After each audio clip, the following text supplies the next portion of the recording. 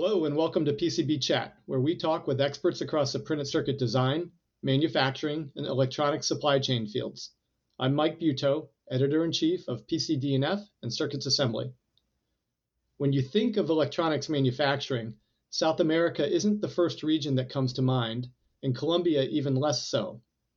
That's why I'm excited to speak with today's guest. Jorge Cardona is CEO of Invertronica Group. Invertronica is a Medellin-based conglomerate founded in early 2003. It includes several companies involved in the design, prototyping, and manufacturing of electronics products. And they can move fast, 24 hours from design to assembly.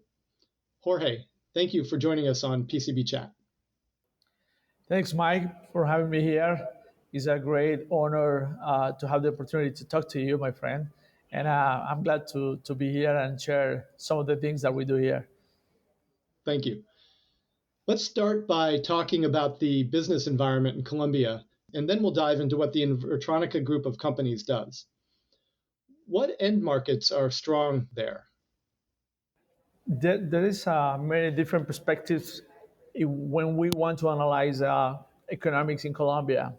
However, we today, as far as now, we have some industries that are strongest than other ones. Like, for example, we have the automotive industry focused on motorcycle. We produce around 800 to 1 million motorcycles a year. And we have several factories, and that industry is very mature here in Colombia. The other industry that is very strong here in Colombia is the construction, where we have some of the largest concrete companies in the world, as Argos Group or even other companies like glass companies, which is Technoglass, which is one of the biggest glass factories worldwide. And we have other industries as well. And obviously, commodities is a pretty much a good and strong industry here. We have carbon, gold, oil, and gas.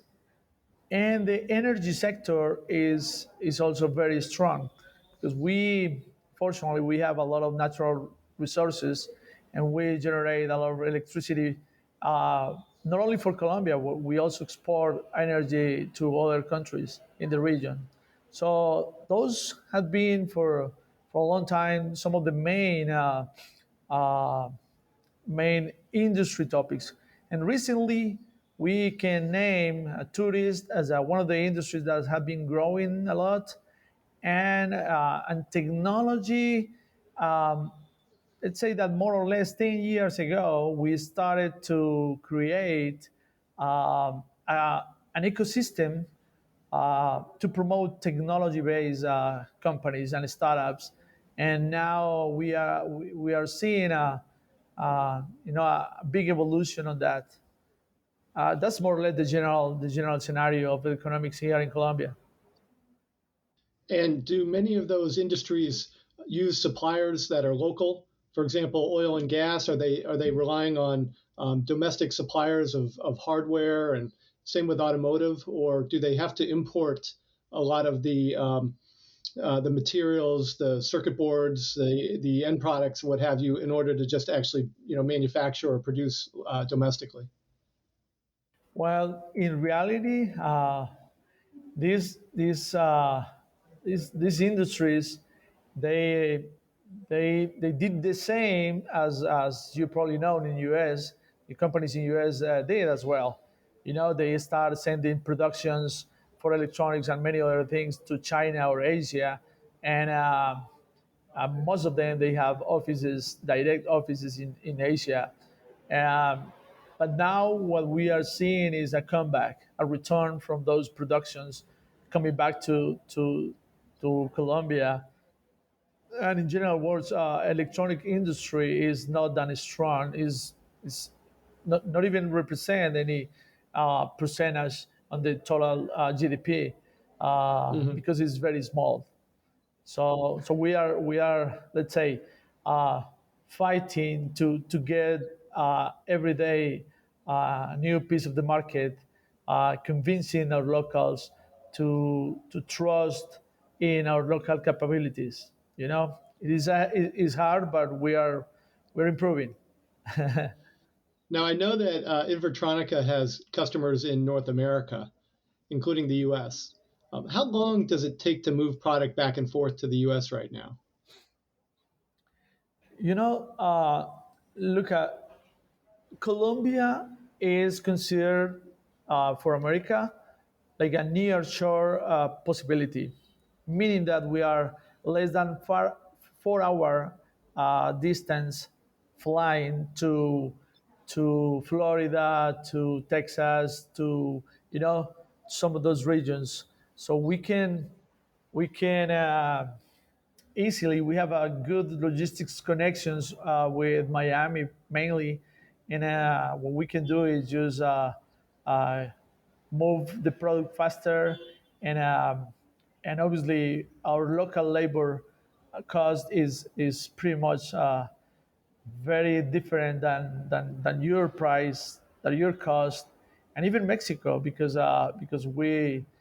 we also have a good capabilities, good manpower with a lot of knowledge, but still pretty low price.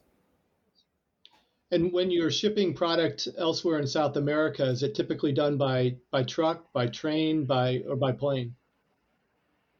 Well, it depends, but if you analyze geographically, Colombia is located in a strategic yeah, location because we are in the middle of Central America and South America. We're just in equivalent distance.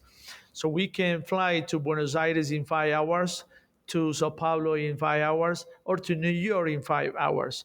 So Hmm. so is so by flight we can cross the entire continent very quick because we are in an equivalent distance. However, for the near regions like Ecuador, Peru, some of the products can go by land, using trucks or Hmm. something like that, but not to Chile, not to Brazil, or not to Mexico, because we have a lack of infrastructure as well. What are the national laws like when it comes to protecting business IP? In my perspective, there are two main factors here. One of the things that we is that we consider is a strong differentiator is the culture, because we are, let's say, respectful people with honor, that we respect the intellectual property of those customers and the ideas and the projects. So that's something that we basically name as one key differentiator. And the other one is obviously we protect the IPs using legal terms, contracts, and using the regulation. Even if we don't have strong, laws like you do, because you are number one protecting intellectual property there in US. Uh, we don't have that, all of those structures to protect the IP. So we rely on the contracts, well written, and all of those documents, and obviously in our culture. Those are the two factors. So, I but see. So, different from China, that if you sign a contract, or even if they say many things, in less than 2 weeks you have the same product out of the market. It's pretty sad.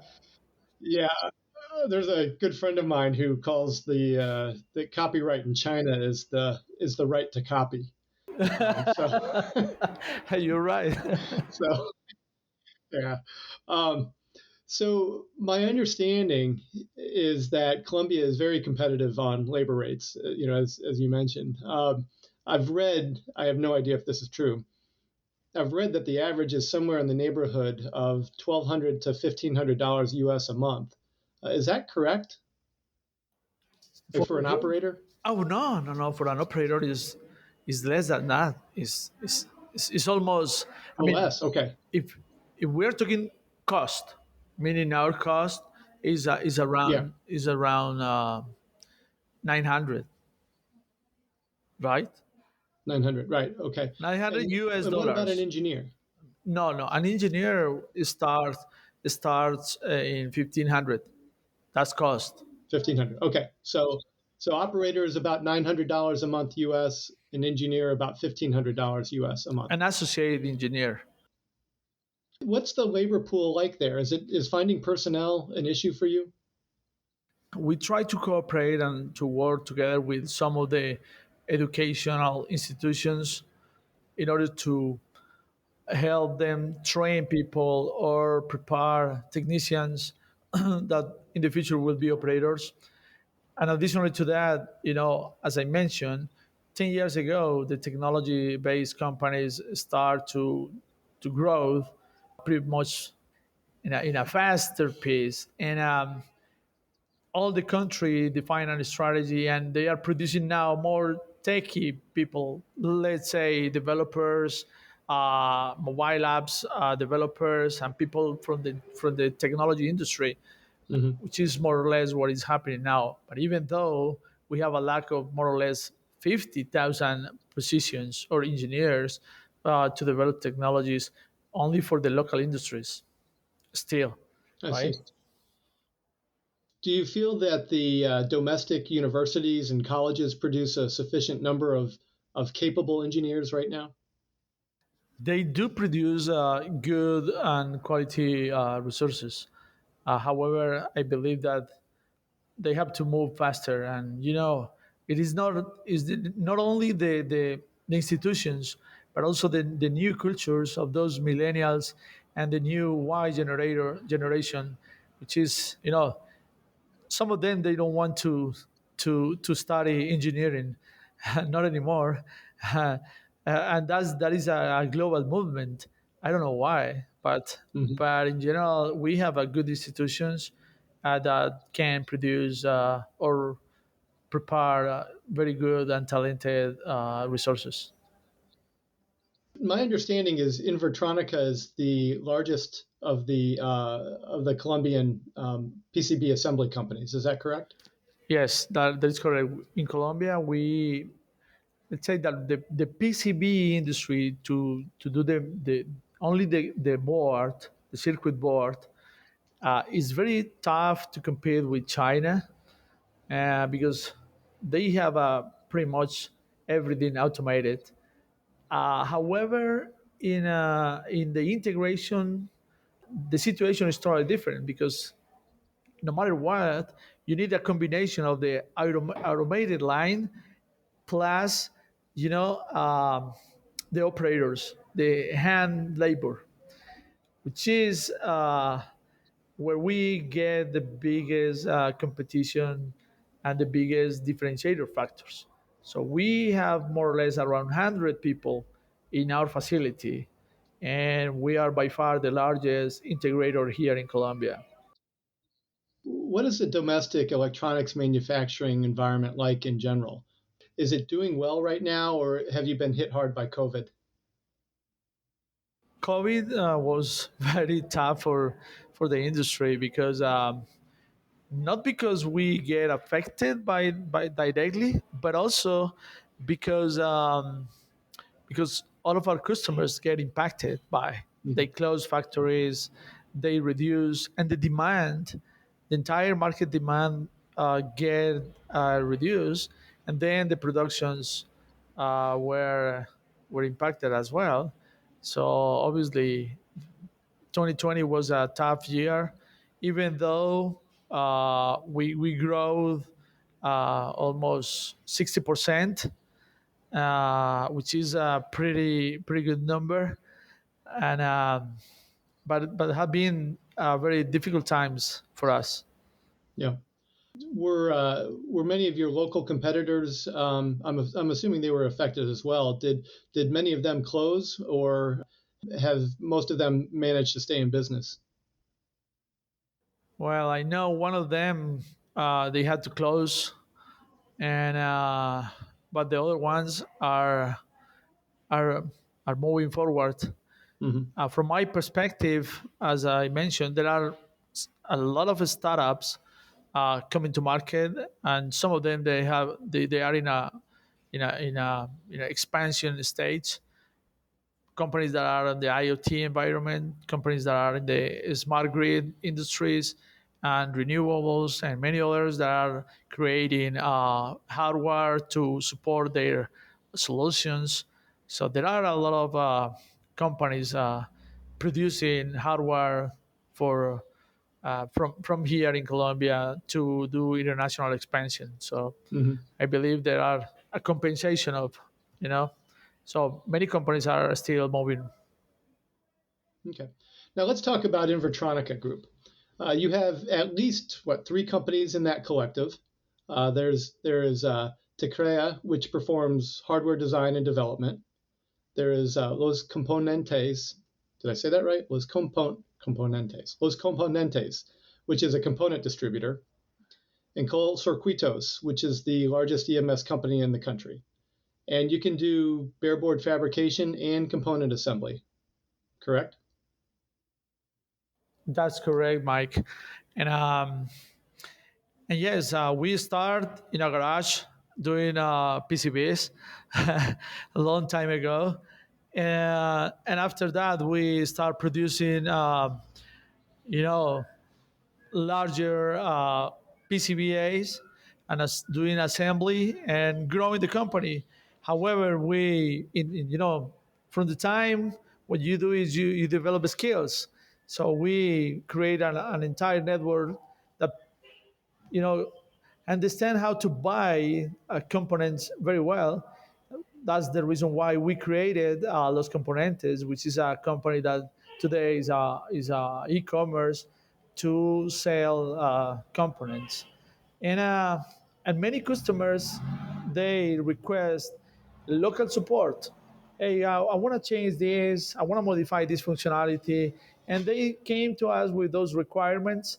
And and obviously, if you try to buy or do a manufacture in China, they only ask you send me the payments, send me the files, and they deliver to you whatever you request.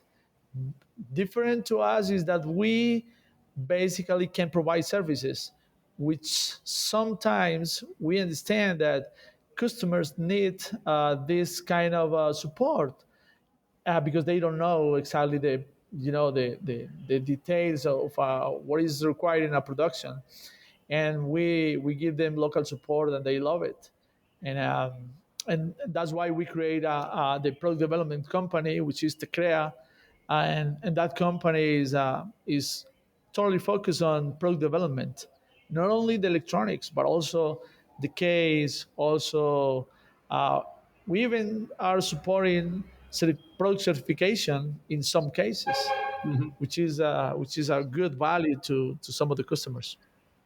The photos I've seen of your factory look very nice. What can you tell us about just the physical plant? And are all the companies located in the same facility, or do you have them in different locations? Well, we even consider ourselves small. We are in a building here in the middle of Medellin, and this building is sixth floor, and all the companies are located here.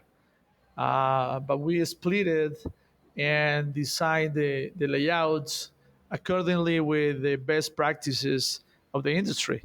You know, uh, the assembly line, the PCB production, everything was designed according to regulation and according to standards. So, so our facility is big enough for the market that we have here. Hmm. And However, we are capable to grow uh, depending of the demand, of course. mhm. And you mentioned you have 100 employees. Is that across all three companies? Yes, mainly. I mean, most of the employees or integrants, they are in Circuitos, which is the assembly or the PCBA company, right? Because the engineering is not that big. Okay. Do you have multiple SMT lines? We have six SMT lines. and enough capacity to for the production. We consider ourselves as a small to medium PCBA factory, right? So we can produce nearly between 50 to 100,000 pieces a month locally, which is good for Latin America. Oh, sure, sure. So, and then can you do you can do inspection and test there as well? Yes, definitely. We have for APC 1 and 2, we do have equipment. When we have to go to level 3, we don't have an X-ray machine inside, so we outsource that service. That's the only thing that we outsource from time to time, but the rest we can do it locally. What about sort of specialty services like rework and repair? No, we don't do any maintenance. Basically, we only do or provide support or post sale support, and give warranties Hmm. depending of the production. But we don't have a staff for that, and we don't want to enter in that particular market. I We see. have partners for that. Now, you also do bareboard fabrication. Are you the only fabricator in Colombia? Yeah, yeah. We have a competitor which is, let's say, 5 times our size. Oh, Only for okay. the PCB, only for the Yeah. PCB line, they can produce higher volumes than us, Mhm. and we understand that that is not the main focus of our business. Actually, if I tell you, that only represents 10% of our business, I but see. we are pretty much focused on the integration. Yeah. Would you do bareboard fabrication for a company that you weren't actually doing assembly and integration for? We do have some of those customers as well, and depending of the specifications, we can produce the board, only the board, and do the integration here. Hmm. But also, sometimes requirements are very specific, and we request the boards from some Asian partners, and then we bring them here, and then we do the integration locally, Yeah. right? Okay. What's the component situation been like there? I mean, in the U.S., it's a mess. Now you mentioned the toughest question Yeah, of the well, entire interview, my I friend. mean, look, if you've got the answer, everyone's going to want to hear it. It's a mess for everybody. I No, don't care no, whether they're no, big no. or Look at small. this. Everyone's having trouble getting parts. Wow, everybody is having a hard time with this particular topic, because because I don't know when we get so dependent on the Asian producers of semiconductors, and this is something that probably the entire world is awakening. But now we are having exactly the same situation as you. Fortunately, we have good partners. Last year, we signed a very special agreement with Yeah, DigiKey there in US, and through them we can go directly to vendors that we never get contact with, and we have a very good, let's say, supply chain on the components. However, this is a nightmare. This is crazy. Many companies are impacted, affected by this situation. Even the new design of the new product design that we are doing, we are changing the entire architecture of the firmware that we create. Let me go deeper a little bit on this. You know, firmware is designed for a specific hardware. However, when you change your mind, you can create drivers that can apply for one specific microprocessor, and then we can swap it to another one if you do the right thing in the firmware. So we are trying to adapt the way we do the firmware to this new reality. In that way, we can create products that are more flexible when they go to production stages.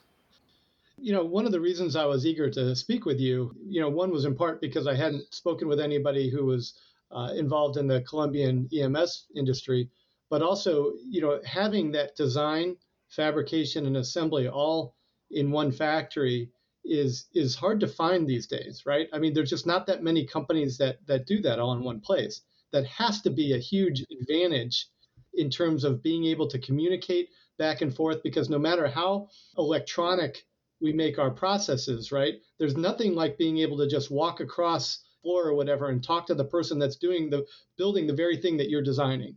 That's got to be a huge advantage. It is, and it is for both sides. It's a win-win relationship. Look at this. Some of the companies, no matter the size, they want to create a product or transform digital one of the analog products they have been producing, and they usually what they do is just hire an engineer and they try to develop the circuit board or the electronics for to do the objective or to get to the product. However, they don't have notion of the production. What are the Mm-hmm. particularities? We can integrate the entire view of not only the design but also the production considerations, the IP protection, the energy protection, the even the case, usability or user interface, many other considerations that are required when you want to create a product for any specific market or application, right? And and obviously our design people, our engineers, they are we have internal process when we work together and we do the multidisciplinary meetings to evaluate from the design to the production the entire process, and that is a real advantage, of course. Mm-hmm. Now, as we mentioned, you draw customers from a range of countries.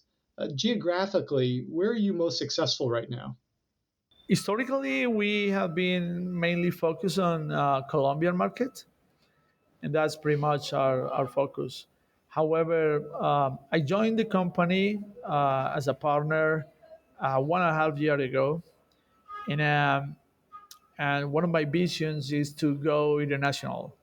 And Mm-hmm. what I'm doing, and this is the reason why I'm here with you, Mike, is because I want to go to US and Canada markets. I know that there are at this moment a big movement of all of those companies trying to bring back their productions. They are trying to relocate or repatriate the productions to America or to some place nearby.